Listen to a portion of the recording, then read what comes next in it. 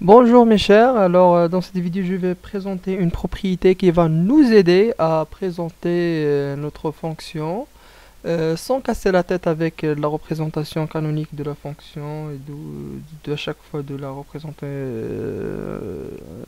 en forme canonique et puis de faire une translation. Non.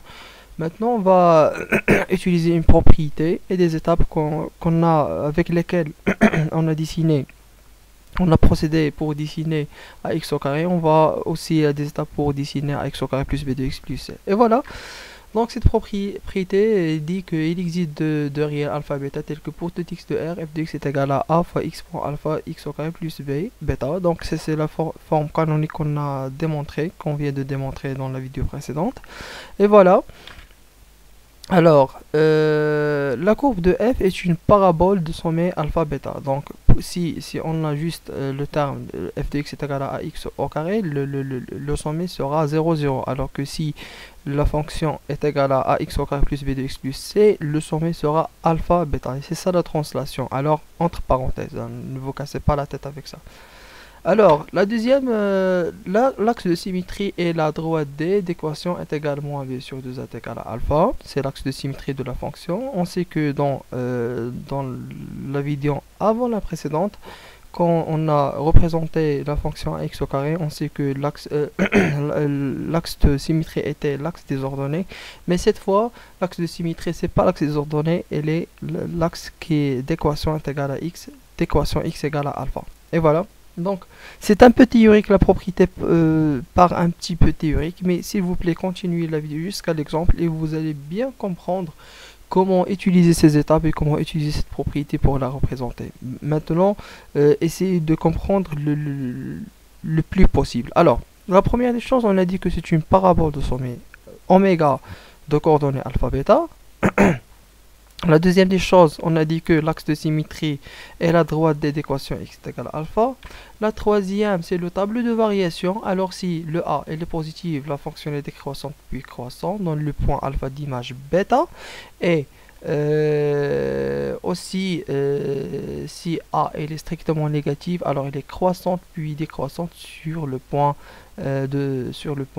alpha d'image bêta. Et voilà donc une petite remarque. On a déjà démontré que alpha est égal à moins b sur 2a et vous pouvez vérifier que bêta est égal. Vous pouvez vérifier que bêta c'est l'image de alpha.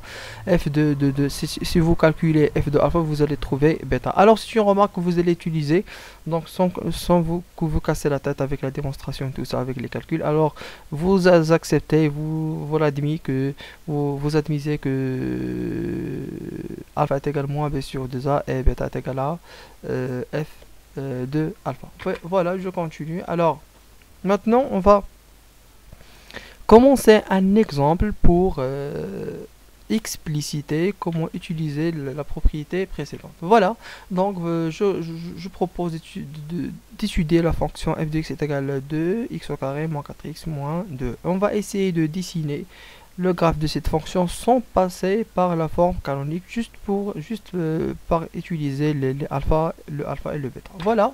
Alors f est une fonction polynôme, donc l'ensemble de définition c'est r, c'est clair. Alors, et puisque alpha est égal à moins b sur 2a et bêta c'est l'image de f de alpha, on va obligatoirement calculer alpha et bêta pour chercher le sommet de cette fonction. Et voilà, le alpha c'est moins 4 sur 2 fois 2 parce que le b c'est moins 4 et le a c'est 2.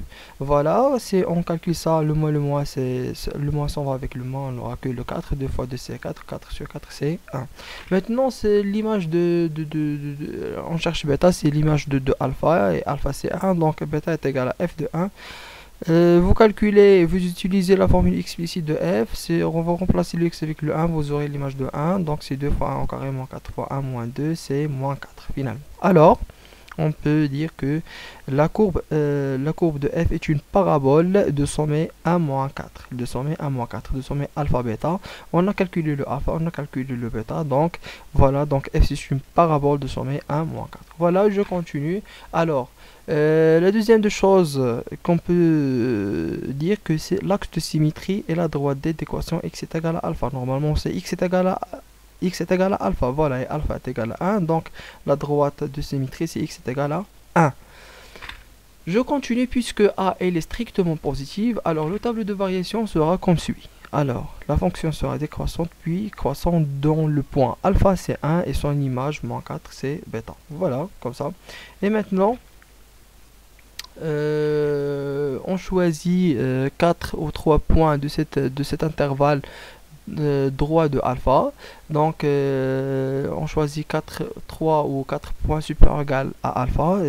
Dans cet exemple, alpha est égal à 1. Donc on choisit 3 4 nombres qui sont supérieurs ou égal à 1, qu'on cherche leur image. Par exemple 1, 2, 3, 1 d'image moins 4, 2 d'image moins 2 et 3 d'image 4. Voilà, je passe à mon logiciel de représentation. Vous pouvez représenter sur vos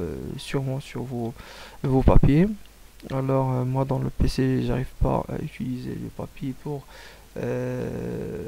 dessiner étape par étape. Alors je suis désolé parce que j'ai pas effacé tout ça. Alors on commence par quoi? On commence par présenter. Je reviens dans le diapo précédent, voilà. Donc on commence par présenter le sommet. On a dit quoi? On a dit que f est une parabole de sommet 1, moins 4. On commence par représenter le sommet 1, moins 4. Voilà. Le sommet 1, moins 4, c'est se représente de coordonnées 1, moins 4. Donc on va le représenter là. Voilà. Et puis, je vais représenter, je reviens à mon tableau de nombres et leur image. Alors je représente le point parce que le sommet c'était 1 moins 4. Alors il me reste de représenter les deux points de coordonnées 2 moins 2 et 3 4. Voilà, je représente le point A de coordonnées 2 moins 2 et le point B de coordonnées 3 4. Alors puis je reviens à mon tableau, je représente quoi? L'axe de symétrie. Voilà, on a dit que l'axe de symétrie est la droite D d'équation x est égal à 1. Donc je représente la droite d'équation x est égal à 1. Et voilà, c'est la droite d'équation x est égal à 1. X pour x est égal à 1. La droite c'est en rouge. Et voilà, donc à partir de là, je relie le sommet avec le point A avec le point B. On aura le graphe de cette façon. Je continue à main levée jusqu'à l'infini. Alors la représentation graphique de notre fonction sur la partie positive sur la partie 1 plus l'infini est de cette façon. Et puisque notre fonction est symétrique par rapport à la droite x est égal à 1 qui est représentée en rouge, alors je dois faire le symétrique de cette courbe de l'autre côté de notre droite x est égal à 1. Et voilà, comme ça on peut terminer la représentation de notre graphe. Comme ça, le graphe de notre fonction est bien représenté. Alors, il suffit de suivre les étapes une par une pour présenter le graphe. On a procédé, donc je répète, on a procédé par représenter le sommet, puis quelques points qu'on a cherché leur image, le point A et B, puis l'axe de symétrie, puis relier les points oméga, le sommet avec le point A avec le point B à main levée, et continuer le dessin à main levée jusqu'à l'infini, et représenter le symétrique de cette partie droit d'axe de symétrie à son côté gauche. Comme ça on aura la courbe de notre fonction facilement. Merci pour votre attention. Alors la prochaine vidéo je vais présenter le deuxième exemple. Alors essayez de le faire avant de voir la vidéo. Donc on se retrouve dans la vidéo prochaine. Alors ici vous n'avez pas compris quelque chose, s'il vous plaît posez vos questions dans le groupe. Merci pour votre attention, à la prochaine.